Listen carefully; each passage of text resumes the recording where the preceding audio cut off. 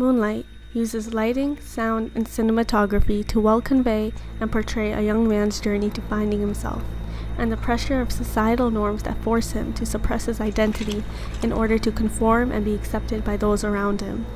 The chair scene in itself symbolizes Chiron snapping off a piece of himself and becoming what people expect of him. Moonlight is not just about sexuality and masculinity, it is about the consequences of lack of allyship, compassion, and empathy. This sequence begins with Chiron's head submerged in a sink of water.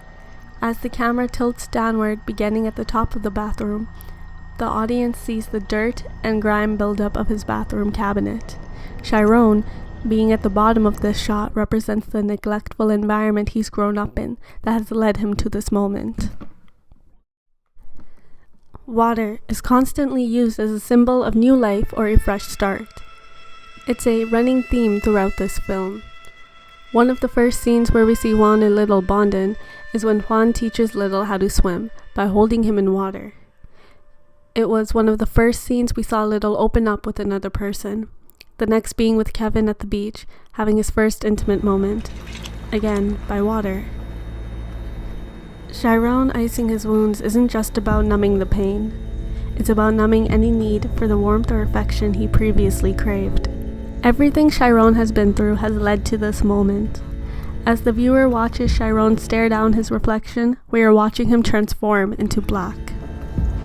Everything about Chiron's walk radiates anger and vengeance, so much so that it catches the attention of the few students that watch him enter. From the balled-up fist to holding his head high rather than down. The viewers understand. Chiron is out for revenge. This sequence of Chiron walking through the halls to his classroom emphasizes his determination to take revenge on Terrell. Chiron is at the center of the screen for the entirety of the walk, with hardly any other students around him. He is at the focus of the screen, with all of his surroundings blurred out. Not only is he at the center, but he's constantly centered between the color blue, from the door frames to the door itself, as well as the various different shades his outfit is made up of. It emphasizes the importance of the color blue throughout this film. But why now? After years of neglect and harassment, what made Chiron want to push back and stand up for himself? It was the betrayal of a friend he thought finally understood him. Kevin succumbing to the literal pressure of society and turning on Chiron resulted in Chiron's transformation to black, and all of this is represented in this one shot. When he lifts his head and stares himself down, we as an audience can see this is not the same boy we've watched grow. This boy has anger he refuses to suppress any longer. He's fed up with how he's been treated, and hurt that nobody will help him or care for him. Juan has passed away, and Kevin betrayed him just when Chiron thought he might have finally found someone who will accept him in his truest form. Yet, Chiron isn't taking revenge against Kevin, but on Terrell, who orchestrated the fight to begin with. Chiron's anger is towards the influencer, not the influenced. There is a quick glimmer of doubt after opening the last hallway door leading to the classroom. A quick change in demeanor, where the viewer is able to get a glimpse of the old Chiron. He looks towards the ground for the first time since he decided to take control. This is the first time we see his face soften the way it usually was before the fight. It's important that he does this before he reaches the classroom door, because he enters with confidence, not shyness. This is the highest point of this film. It's what this entire sequence has been leading up to. The long hallway takes, the back-facing and front-facing shots have all been in anticipation of finding out how Chiron will handle taking control of his surroundings. The suspenseful background music has been building up to this very scene, just to silence itself as Chiron enters the classroom in order to draw attention to the diegetic sounds taking place. All right, people, stay focused. These are the first words heard throughout this entire sequence.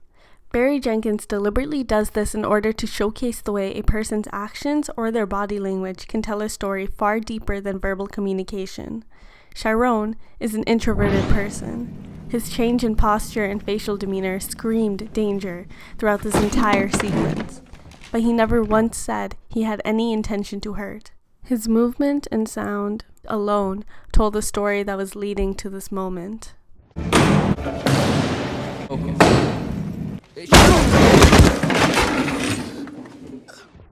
The moment Chiron snaps the chair over to Ra is the moment Chiron snaps off the piece of himself.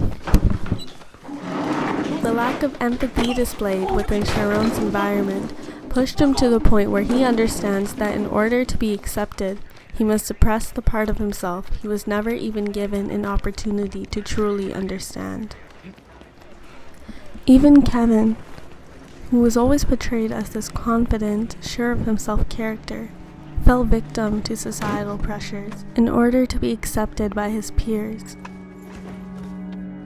No words are exchanged between Kevin and Chiron in this scene, but the look on Kevin's face is enough to tell viewers that he feels guilt and disappointment for his actions previously and lack of actions in support of Chiron. Act 2 of Moonlight emphasizes the outcomes of neglect and alienation. A boy who has kept himself submerged underwater to avoid confrontation has finally lifted his head up to take his bullies head on.